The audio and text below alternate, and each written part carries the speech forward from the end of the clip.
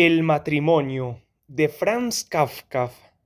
La situación general del negocio es tan mala que yo, algunas veces, cuando tengo tiempo libre en el despacho, cojo la cartera de muestras y me dedico a visitar personalmente a los clientes.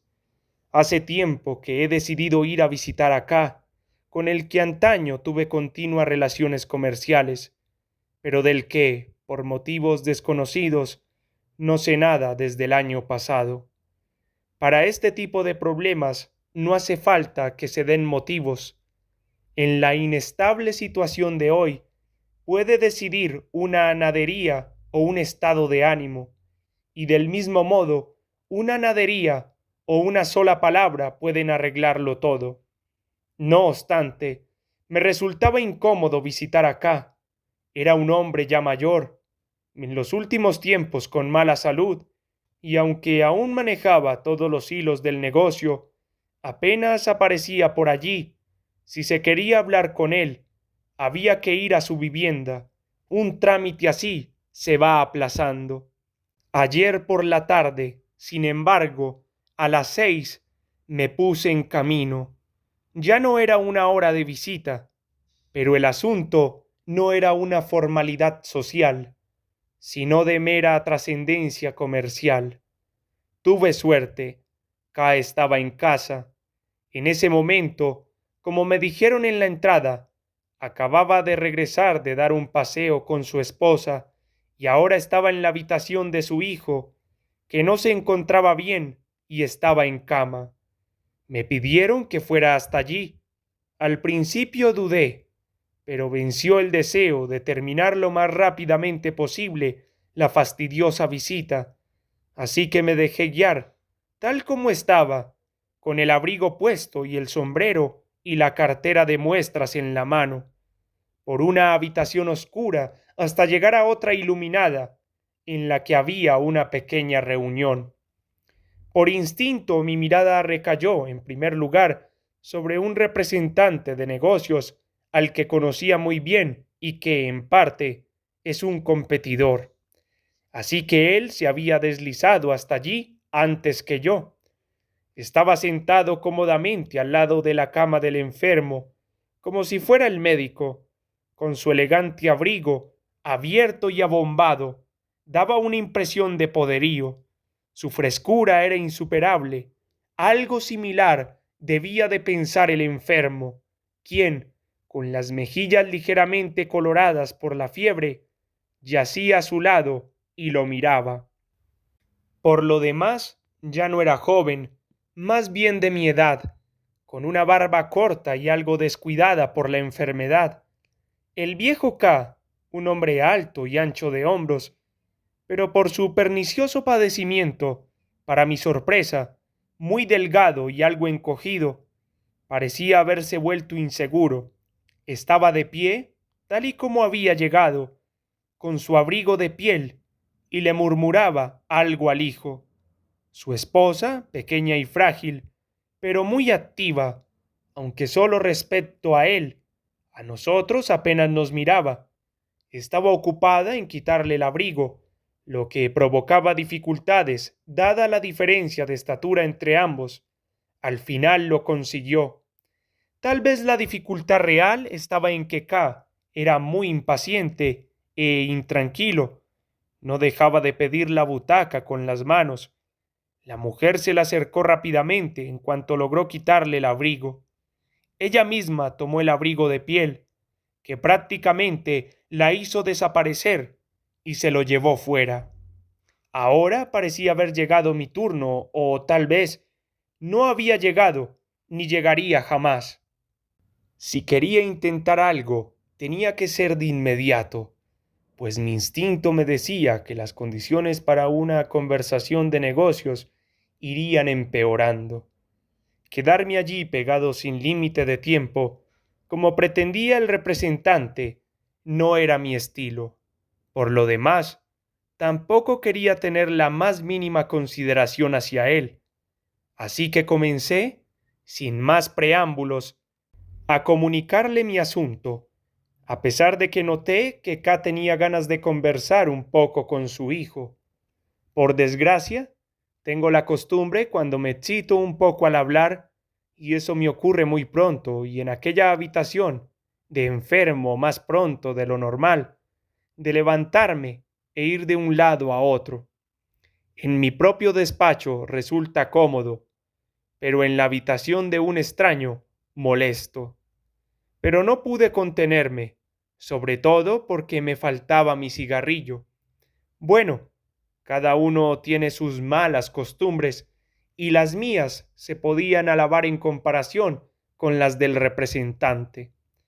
¿Qué se puede decir, por ejemplo, de que mantuviera el sombrero en la rodilla, donde no paraba de moverlo lentamente, y de que se lo pusiera de un modo inesperado? Por supuesto que se lo volvió a quitar enseguida, como si hubiera sido un descuido, pero durante un instante lo había tenido sobre la cabeza, y eso lo repitió una y otra vez, de rato en rato. Semejante conducta no se puede permitir. A mí no me molestó. Yo iba de un lado a otro. Solo me ocupaba de mis asuntos y no le miraba. Pero puede haber personas a las que saquen de quicio esos juegos malabares con el sombrero. Por mi parte, cuando me empleo en algo con celo profesional, no solo ignoro semejantes molestias, sino también a los presentes. Por supuesto que me doy cuenta de lo que ocurre, pero en cierta medida no lo torno en consideración hasta que he terminado de hablar o hasta que escucho alguna objeción. Así, por ejemplo, noté que K no estaba muy receptivo. No cesaba de mover las manos con incomodidad sobre los brazos de la butaca. Además, no me miraba a mí, sino que dirigía su mirada errática al vacío, y su rostro parecía tan ausente como si ni un sonido de mi discurso, sí, ni siquiera un sentimiento de mi presencia pudiese penetrar en él. Yo observaba todo este comportamiento enfermizo, tan poco esperanzador, pero seguía hablando con la intención de conseguir, al final, con la ayuda de mis palabras y de mis ofertas ventajosas. Quedé horrorizado de las concesiones que estaba haciendo y que nadie reclamaba, que la situación se equilibrase. Tuve cierta satisfacción al contemplar fugazmente que el representante había dejado quieto el sombrero y cruzaba los brazos sobre el pecho. Mi exposición, que en parte iba dirigida a él, parecía trastornar todos sus planes, y tal vez hubiera seguido hablando un buen rato más, impulsado por el sentimiento placentero que me provocaba el efecto conseguido, si el hijo no se hubiera incorporado repentinamente en la cama y me hubiera callado con el puño alzado. Quería decir algo, señalar algo, pero no tuvo las fuerzas suficientes. Yo lo consideré en principio como un síntoma de delirio febril, pero cuando dirigí la mirada involuntariamente hacia el viejo K, lo comprendí mucho mejor. K estaba sentado con los ojos abiertos, vidriosos, hinchados. Parecía que sólo pudiera disponer de ellos ese instante. Se inclinaba, tembloroso, hacia adelante, como si alguien le golpeara en la nuca. El labio inferior, más aún, la mandíbula inferior, colgaba dejando ver las encías. Su rostro aparecía desencajado. Aún respiraba, pero con dificultad. A continuación cayó contra el respaldo de la butaca, como liberado. Cerró los ojos, la expresión de un gran esfuerzo se reflejó en su rostro, y todo había acabado. Salté hacia él con rapidez. Cogí su mano sin vida, floja, fría, estremecedora. No tenía pulso. Bueno, había llegado su fin. Ciertamente, ya era un hombre viejo. Que nuestra muerte no sea más difícil que la suya. Pero cuántas cosas quedaban ahora por hacer. ¿Y qué podía ser lo primero?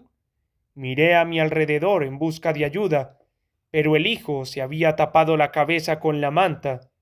Se podían oír sus sollozos infinitos. El representante, frío como una rana, Estaba sentado rígidamente en el sillón, a 2 pasos de K, y parecía decidido a no hacer nada que no fuese dejar pasar el tiempo. Solo quedaba yo, y tenía que hacer lo más difícil, comunicarle la noticia a la esposa de alguna manera soportable, es decir, de una manera que no existe en el mundo. Y ya oía los pasos que se acercaban con rapidez desde la habitación contigua. Traía, ella aún llevaba puesto el traje de calle, no había tenido tiempo para cambiarse, una camisa que había calentado en la calefacción para que se la pusiera su marido. Se ha dormido, dijo sonriendo y sacudiendo la cabeza cuando nos encontró tan silenciosos. Y con la infinita confianza del inocente, tomó la misma mano que yo acababa de sostener con aversión y temor, la besó como si se tratase de un pequeño juego matrimonial. ¿Y cómo debimos de mirarla? K se movió, bostezó, se dejó que le pusieran la camisa, toleró con una expresión entre enojada e irónica los reproches de su mujer por el esfuerzo al dar un paseo tan largo y, para aclarar el haberse quedado dormido, adujo de forma extraña algo referente a cierto aburrimiento. Luego se echó un momento en la cama del hijo, para no enfriarse en el camino hacia otra habitación. La mujer acomodó su cabeza sobre 2 cojines, cerca de los pies del hijo. En vista de lo ocurrido con anterioridad, nada me parecía extraño. Ahora pidió el periódico vespertino, lo tomó sin mostrar consideración alguna ante los presentes, lo hojeó y, mientras tanto, nos dijo, con sorprendente perspicacia, algunas palabras bastante desagradables relativas a nuestras ofertas. Agitó las manos con una actitud de rechazo y, finalmente, chasqueó la lengua para quitarse el mal sabor de boca que le habían causado nuestras proposiciones comerciales. El representante no se pudo contener y realizó alguna observación inadecuada. Creía, en un sentido bastante grosero, que después de lo ocurrido había que obtener alguna compensación, pero como él lo pretendía, no había posibilidad alguna. Yo me despedí rápidamente, casi le estaba agradecido al representante.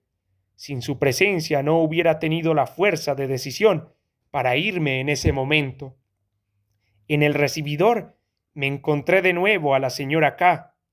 Al contemplar su aspecto infeliz, me recordó a mi madre, y como permaneció silenciosa, añadí: se puede decir lo que se quiera. Podía hacer milagros. Lo que rompíamos lo volví a reparar. Yo la perdí en mi infancia. Había hablado con lentitud y de forma algo exagerada, pues suponía que la mujer era dura de oído, pero era completamente sorda, pues preguntó al instante: ¿y el aspecto de mi marido? Después de unas palabras de despedida, noté que me confundía con el representante. Me hubiera gustado creer que sin esa confusión se habría mostrado más confiada. A continuación bajé las escaleras. Bajarlas fue más pesado que subirlas, y ni siquiera esto había sido fácil. ¡Ay! ¿Cuántos caminos comerciales hay que no llevan a ninguna parte y tenemos que seguir llevando la carga?